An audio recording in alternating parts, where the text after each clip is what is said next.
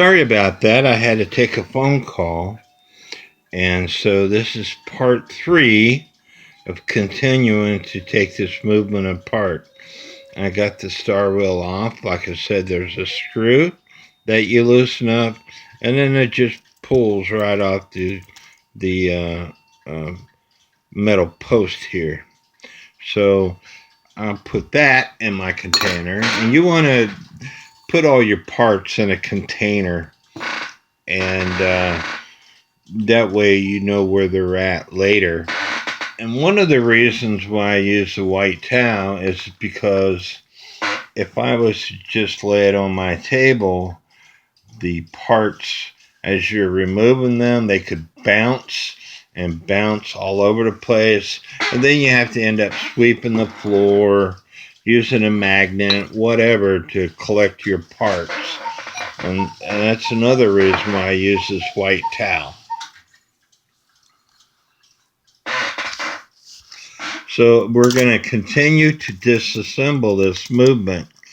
This particular movement has got E-clips to take certain levers off. There's some movements that have a compressed clip, and you have to get those clips off. They're very hard to get off. They probably are put on with a special tool. I use needle nose pliers, or I'll take and put my movement in the stand, and then with a ball peen hammer, I will pound down the um, on the rod, and that will push the rod down the clip, and you could take the needle nose pliers and pull them off. I'll grab a movement and show you what I'm talking about. Now here's a movement with those special clips that I'm talking about. As you can see with I'm pointing to the screwdriver, they're like a horseshoe shaped clip. They don't fit in any groove or anything like that. They're just compression fit on there.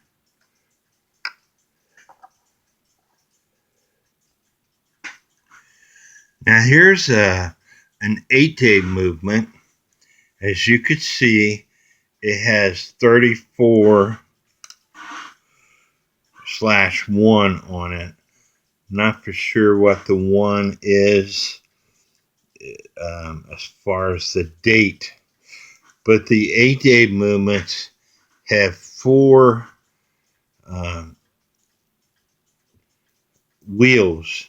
There's the great wheel, the second wheel, the third wheel, and the escape wheel, where the 1-day movements only have 3 wheels. The great wheel, the second wheel, and the escape wheel. The 8-day movements, as you can see, it has the second wheel's got a plastic wheel on it, gear, and that is what slows the movement down to allow it to last 8 days.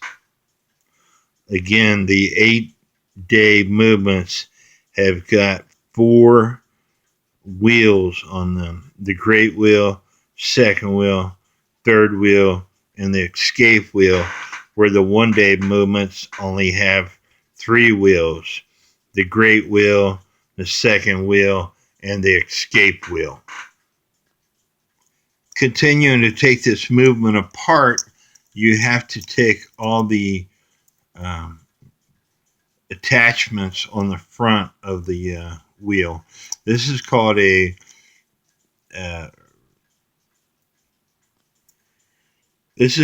rack and snail movement.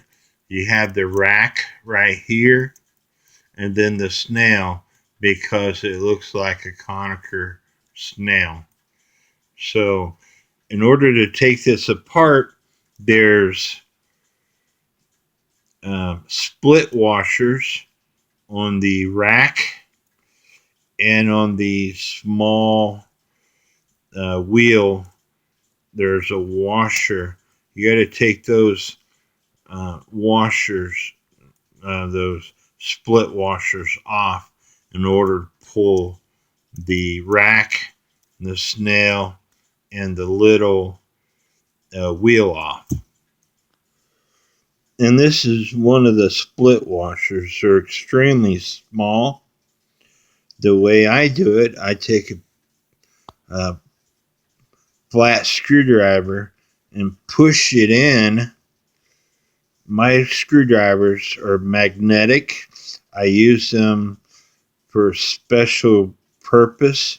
It helps me grab a hold of the materials. It helps me align the screws and the holes, etc. But I take a flat screwdriver and push it in toward the pivot, and then I'll take a pair of needle nose pliers and pull it the rest of the way out. So we'll put that in the container and continue taking the rest of it off. Once you got all the split washers off, you can pull the rack off and the snail, the little washer. The purpose behind this washer is to hold the snail into place. If you don't have a washer on it, the snail will pull right off. So you have to have a washer to hold the snail in place. And then you take this little plastic gear off. The next thing you want to do is take these levers off. This lever here is to activate the cuckoo. When it's going around, it will move and allow the cuckoo to strike. This lever here is it serves two purposes. On this wheel here, as you can see, there's two tabs. And these tabs on the hour and the half hour will push this lever up, which activates this lever, which activates your cuckoo. So you got to take these two levers off. And as I was explaining before, on this particular movement, it has split washers, and the split washers are located inside the movement. So you have to take them off versus the compression fitting washers. So remove those split washers, and then you could take this activate warning activation lever off, and then you'll have to remove this spring. The spring is to keep this lever so it bounces down. You'll have to take the spring off and the two split washers inside the case, and then you can pull these two levers off. I'll go ahead and do that now. On this particular movement, you have this wire that is attached to this lever rod. You remember I was telling you this wire is what stops the governor wheel and also moves to allow the wheel, the flywheel on the music box to spin. So in order, you want to get a rough idea where this wire is. That way when you put it back on, you're not adjusting too much. You can scribe if you want make a little scribe with a permanent marker. The permanent marker will probably vanish, but you could take a screwdriver or a scribe or an awl and make a little mark where the screw here is if you need to. Now I have those two levers out of the way, so the next thing we need to do is put the movement on our stand, and with the pair of pliers or a nut driver, take these nuts off. That's what I'm going to do now. A lot of people use pliers to remove the nuts. I have a nut driver myself to remove the nuts. That way you're not damaging the nuts. If the person in the past put the nuts on too tight, or if the nuts are rusted because the clock hasn't been serviced in a while, you could damage those nuts getting them off. So I like using a nut driver. So I'm going to go ahead and take the nuts off.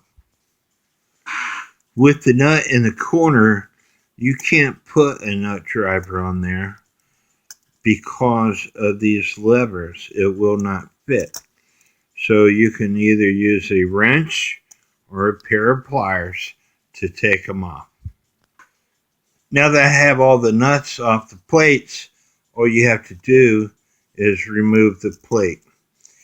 And if you did not remove this star wheel, you could not take the plate off.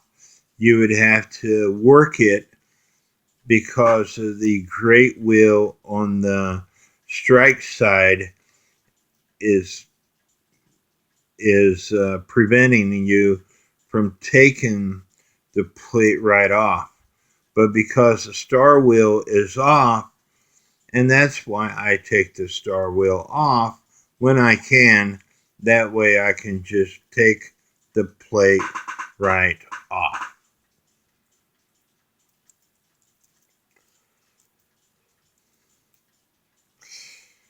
And now you can start removing each individual wheel. You have the great wheel on the time side.